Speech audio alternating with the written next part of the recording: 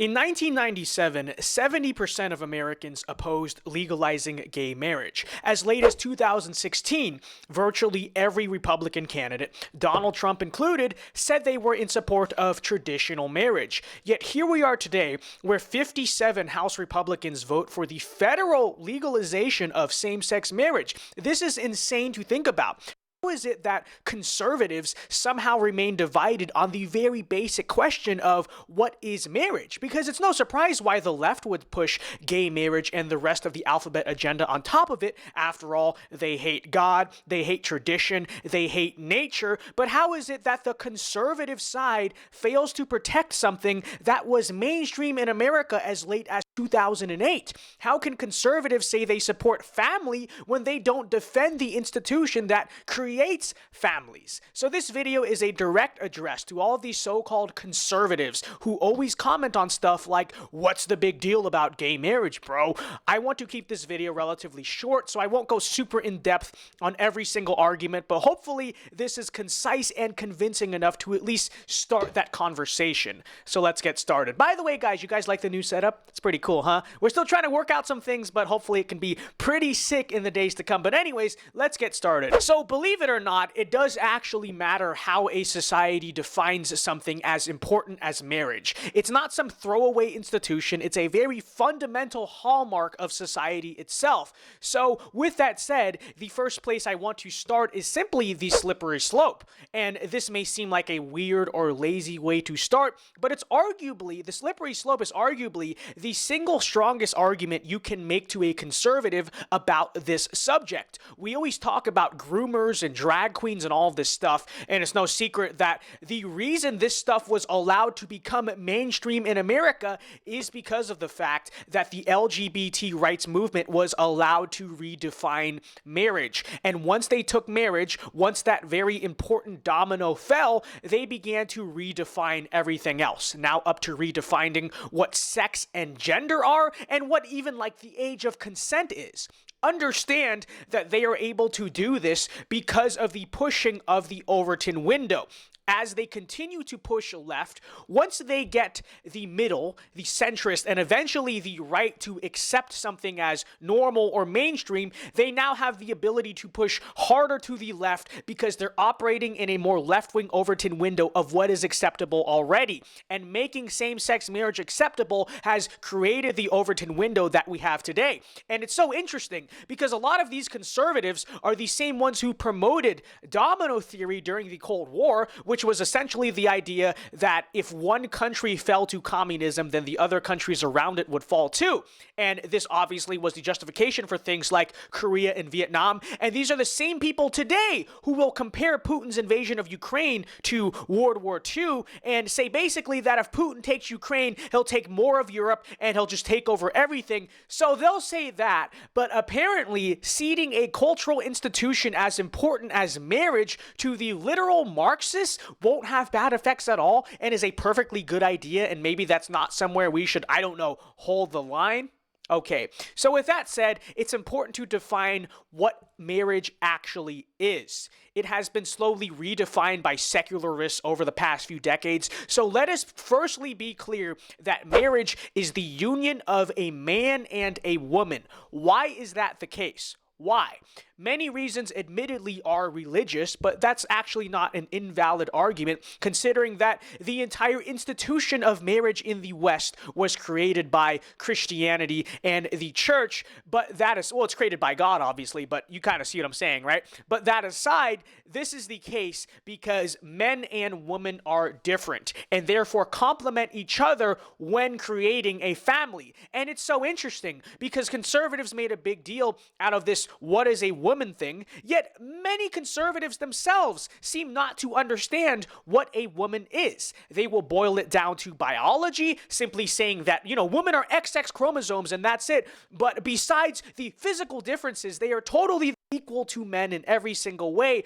But this is not true. right? Men and women are different in ways that go beyond the physical. They are different in ways that are emotional, psychological, moral, and spiritual. And this is why gender roles naturally exist in a society. This is why marriage in itself is the complementarian union of a man and a woman. Okay? But now you're still saying, why? If two people love each other, then what's the big deal? Why can't they get married? Well, this is the problem. You want to talk about fatherlessness, about divorce rates, about declining marriage and birth rates. I know this is something virtually every conservative in America is concerned about. Well, this is all because we have made marriage into a meaningless institution.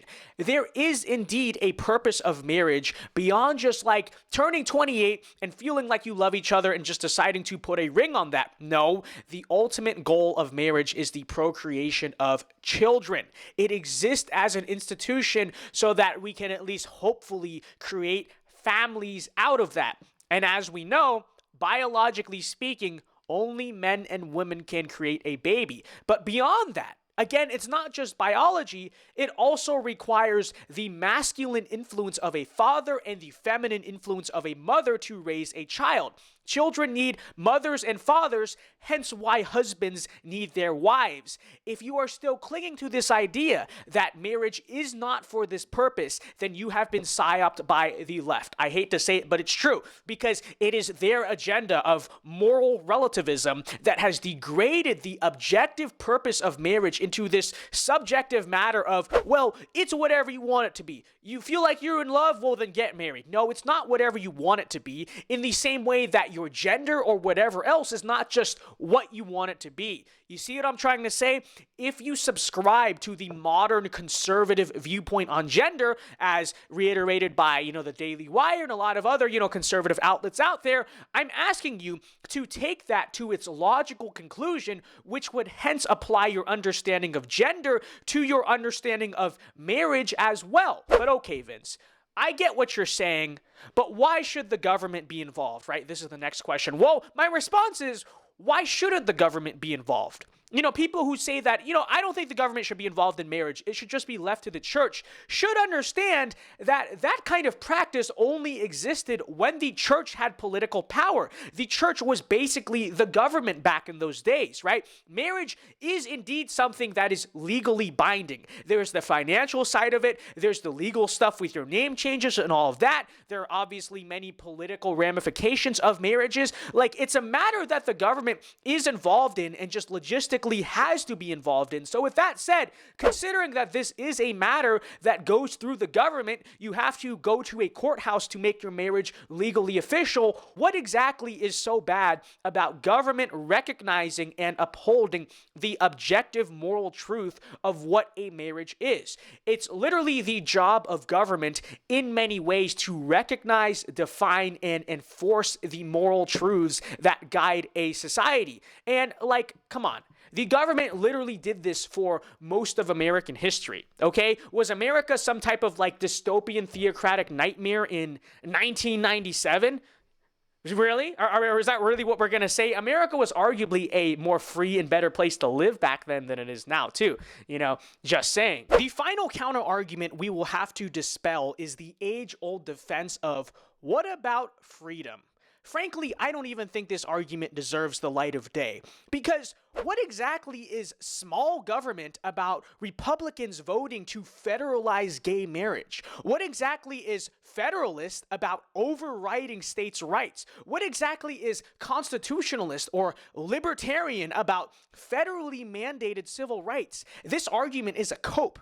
Because whenever we want to do something important like regulate big tech, they will cry small government or free market. Yet when it comes to helping liberals implement their social agenda, I guess all these concepts of small government and federalism and states' rights just go out the window? I remember Republican Congresswoman Kat Kammack defending her vote for gay marriage by saying that it was protecting the Constitution or something. But where and how? The Constitution doesn't grant the federal federal government the right to regulate marriage, much less the constitutional right to a gay marriage. And the only way you can arbitrarily pull that right out of the Constitution is by applying the same liberal, activist, judicial interpretations of the Constitution that gave you things like Roe versus Wade.